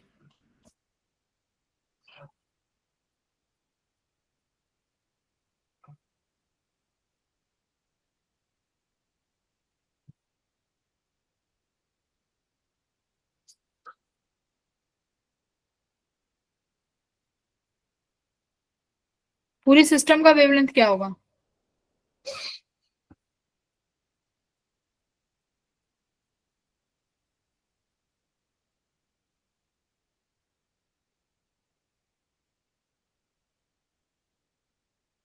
देखो, अगर मान लो मेरे पास कोलिजन इन इलास्टिकली भी हुआ है, तो क्या इन इलास्टिक में मोमेंटम कंजर्व नहीं रहता? इन इलास्टिकल में, इन इलास्टिकल में भी तो मोमेंटम कंजर्व रहेगा। हाँ भाई, उसमें भी तो मोमेंटम कंजर्व रहेगा। तो मेरे पास डी ब्रोगली वेवलेंथ कितनी होती है? Lambda equals to H upon P. अगर ये इन इलास्टिकल कोलिजन है, तो इसमें पी की वैल्यू शुड भी क्या रहेगी? कंजर्व्ड।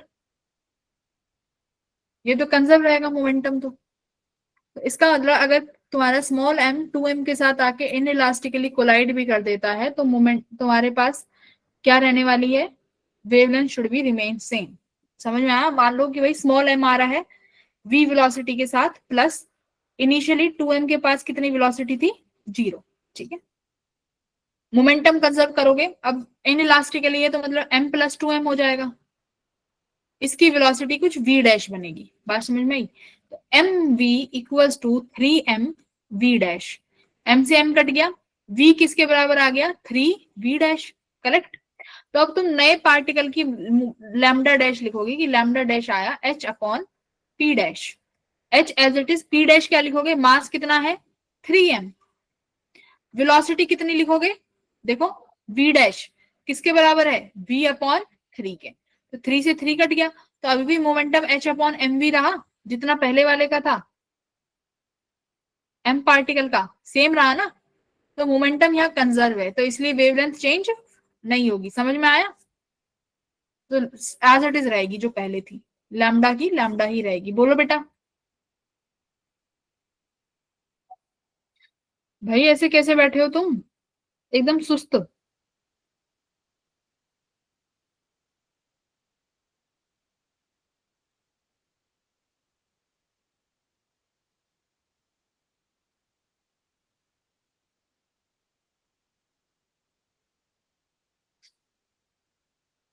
बोलो भाई।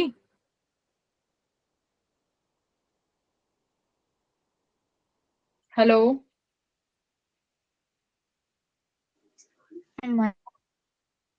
क्या हुआ?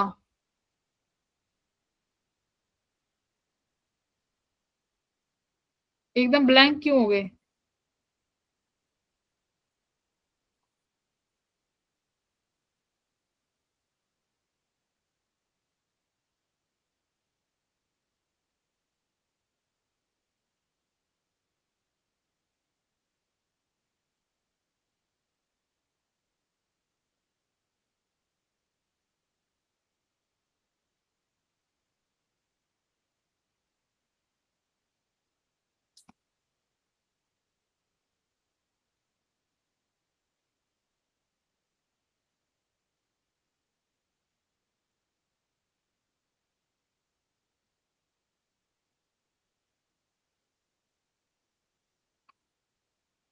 सिक्स क्वेश्चन में किसी को कुछ गड़बड़, मतलब कुछ समझ में नहीं आया क्या?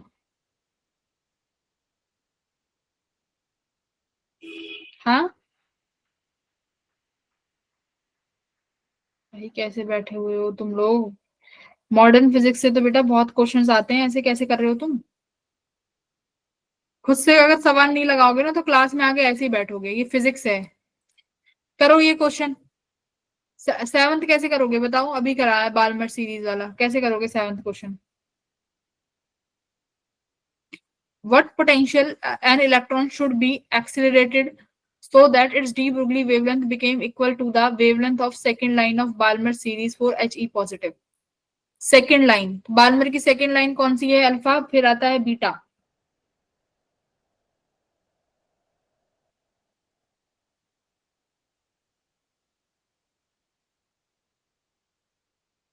He पॉजिटिव आयन है, ठीक है।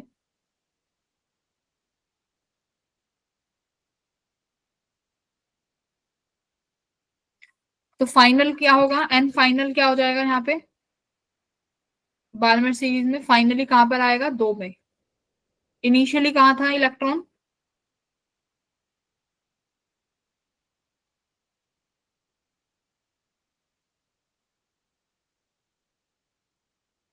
करो इस क्वेश्चन को सॉल्व करो बैठ के।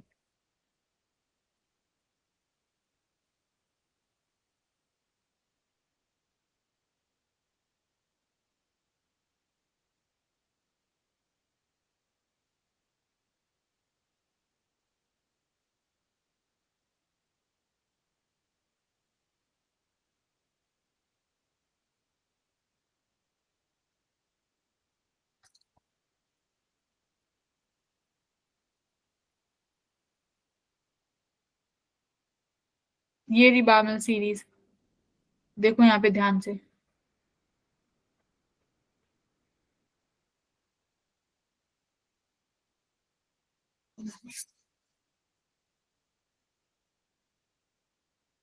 सेकंड मेंबर कहाँ से आएगा, सेकंड लाइन कौन सी होगी बताओ, बार्नर सीरीज की सेकंड लाइन कौन सी होगी, पहली लाइन कौन सी है, 3 वाली। भाई पहली कौन सी है, n = 3 से आ रहा है ना, यस मैम। फिर n = 4 से आएगा, वो कौन सी लाइन हो जाएगी, सेकंड लाइन। ऐसे ही सेकंड लाइन। चलती चली जाएंगी। तो यहाँ पे n इनिशियल कहाँ से है, थर्ड नहीं होगा, सेकंड लाइन है तो n इनिशियल 4 से, ठीक है। अब क्या करोगे, अब वो फॉर्मूला लगा दो लैम्डा वाला, लैम्डा निकाल लो। फिर उसके बाद पोटेंशियल के लिए क्या करोगे, पोटेंशियल डी ब्रोगली वेवलेंथ का फॉर्मूला क्या होता है, λ = h/p। वेवलेंथ निकाल के h/ मोमेंटम कितना हो जाएगा, 2m e, पोटेंशियल यानी काइनेटिक एनर्जी को ev लिख दो। तो लैम्डा निकाल दो, मास और ई तो सब तुम्हारे पास रहेगा ही, ये v तुम्हारा पोटेंशियल आ जाएगा। तो सबसे पहले हमें वेवलेंथ निकालनी पड़ेगी लैम्डा। तो 1/λ = r Rydberg constant z, 1/n final का स्केयर माइनस 1/n इनिशियल का square. 1/λ = Rydberg constant r as it is. z की वैल्यू कितनी हो जाएगी हीलियम के लिए, z यानी एटॉमिक नंबर, जल्दी बताओ कितना हो जाएगा, हीलियम He2 4 2 प्लस भी तो है 2, He z की वैल्यू कितनी बनेगी हीलियम पॉजिटिव के लिए,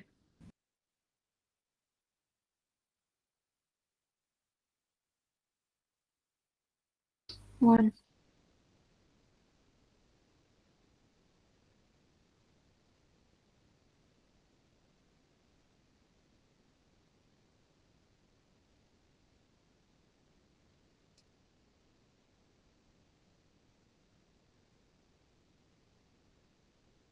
हाँ करो इस आंसर को।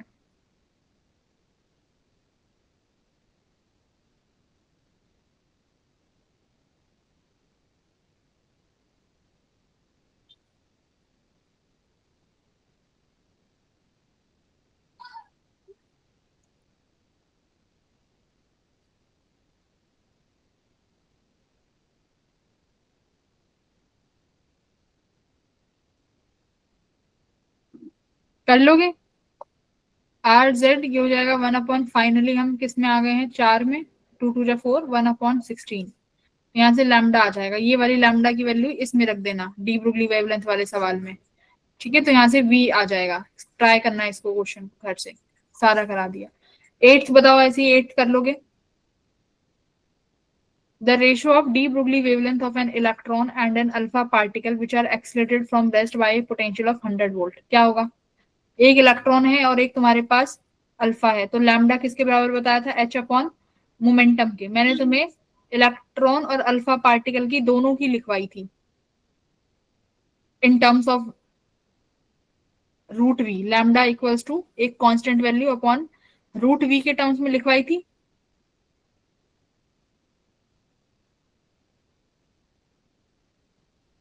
कोई नहीं, इसमें हम फिर डायरेक्ट ही कर देते हैं। तो मोमेंटम किसके बराबर हो जाएगा, under root of 2m into capital V। ठीक है, तो अब देखो इलेक्ट्रॉन और अल्फा पार्टिकल, इलेक्ट्रॉन के पास कितना चार्ज होता है E, अल्फा पार्टिकल के पास कितना चार्ज होगा, 2e। अल्फा पार्टिकल के पास 2e चार्ज हो जाएगा। मास of electron Me, mass of alpha particle m alpha. तो मान लो तुम अल्फा इलेक्ट्रॉन निकाल रहे हो, तो alpha of electron of alpha of proton, तो देखो H तो हट जाएगा, कॉमन है दोनों में, 2 हट जाएगा, दोनों में कॉमन है, तो क्या बचेगा। अब देखो पोटेंशियल भी दोनों का 100 वोल्ट है, तो V भी हट जाएगा। तो यानी लैम्डा किसके प्रोपोर्शनल आया, मास of electron upon mass of proton. ठीक है, तो प्रोटॉन का मास अभी तुमने कितना बताया, 2e, और इलेक्ट्रॉन का कितना बताया, अच्छा आ तो गया मास ऑफ प्रोटॉन यानी अल्फा, है ना, mass of alpha upon m mass of electron.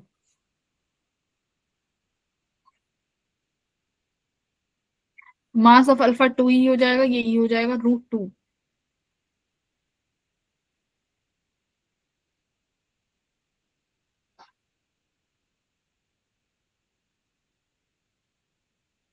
Second. यही तो आ रहा है 2x of mass of alpha. Electronic का चार्ज भी तो रखेंगे, चार्ज रह गया ना।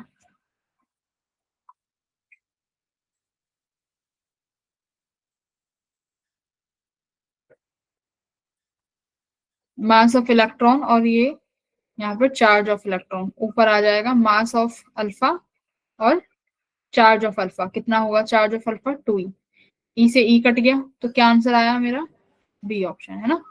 ठीक है, बस इनका रेशो लेना था, क्लियर है। इलेक्ट्रॉन और अल्फा क्या करा है, बस रेशो करना था इसमें।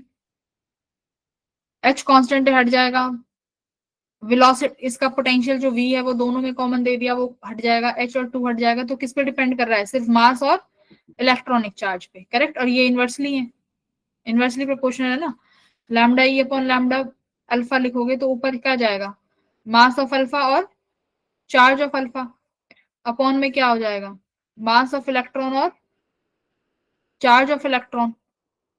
तो अभी इलेक्ट्रॉन का मास अभी देखा था, अल्फा का 2 टाइम्स था इलेक्ट्रॉन के, तो 2e लिखोगे ना यहाँ पे, ई से ई कट जाएगा, इसलिए ऑप्शन नंबर बी। नाइन्थ कैसे करोगे,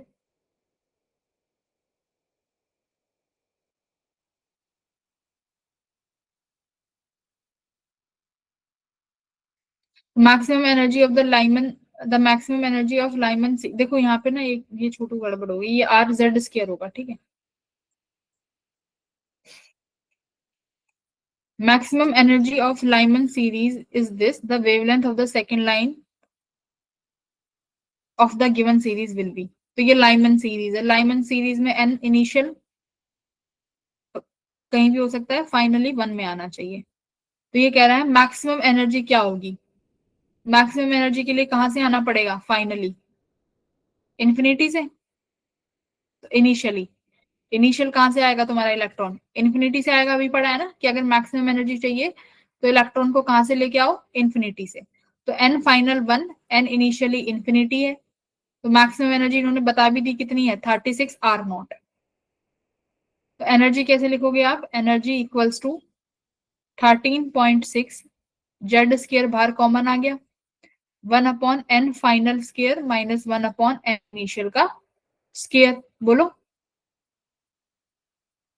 है, एनर्जी कितनी दे रखी है, 36 R0 equals to 13.6, hydrogen like atom है तो Z1 हो जाएगा, फाइनल कहाँ पे आ जाएगा, 1 में, इनिशियली इन्फिनिटी है तो 1/∞ 0, तो फाइनल क्या है 111, तो यानी ये 1 हो गया, तो R0 की वैल्यू आ जाएगी यहाँ से, इक्वेशन 1। अब दोबारा कह रहा है कि सेकेंड लाइन के लिए बताओ वेवलेंथ क्या होगी, तो सेकेंड लाइन के लिए वेवलेंथ क्या मतलब, लाइमन सीरीज है तो भाई फाइनली तो 1 में ही आएगा, लेकिन सेकेंड लाइन के लिए इनिशियल n की वैल्यू क्या बनेगी, सेकेंड लाइन है यानी 2 नहीं रख सकते, अब क्या रखोगे, n की वैल्यू 3 रखोगे, करेक्ट।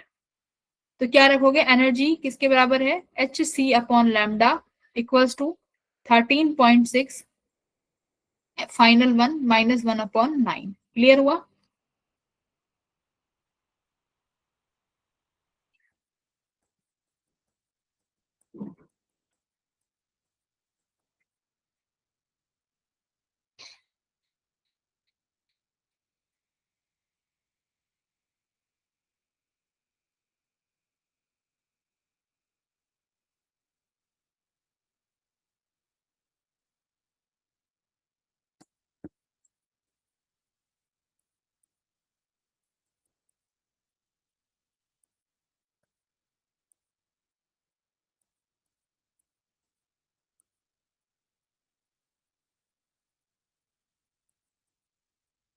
तो क्या है यहाँ से H C upon lambda equals to 13.6। ये कितना बनेगा? एल 9 एलसीएम ले लो, 9 में से एक गया 8/9 है ना, मल्टीप्लाई में 13.6 किसके बराबर है? 36 आर नॉट के फर्स्ट इक्वेशन से। क्या लिखोगे? H C upon lambda equals to 36 R not multiply 8/9। ये 9 पे कितने पे कट गया? 4 पे। तो ये कितना हुआ? H C upon lambda equals to 32 R not. तो भाई यहाँ से लैम्डा कितना हो जाएगा? H C upon 32 R not, है ना। Equation number 3 answer. इसमें बेटा बहुत इजी पेपर है, बस तुम्हें थोड़ा सा तो इधर उधर करना पड़ेगा। एक ही इक्वेशन को 2 बार लगाना है, ऐसे ही सवाल आते हैं। पहले वाले से कुछ फाइंड करो, फिर सेकंड वाले का उसमें कहीं ना कहीं यूज होगा। देख रहे हो ना, सब में यही है, दो एक ही इक्वेशन 2 बार लगा रखी है, तब आंसर आ रहा है। 10th बताओ ऐसे कैसे करोगे? ये फॉर्मूला याद रखना, यहाँ पे ये जेड स्केयर भी होता है, अभी करवाया था ना एनर्जी का formula, 13.6 Z square upon N square. ये फॉर्मूला याद रखना।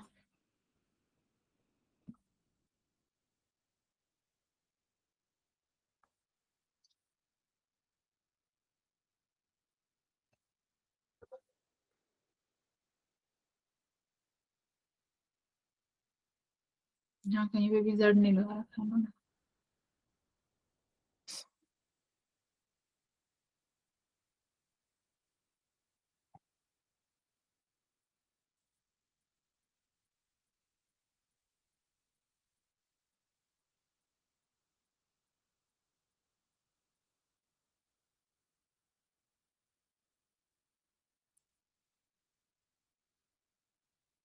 यहाँ लिख लो ये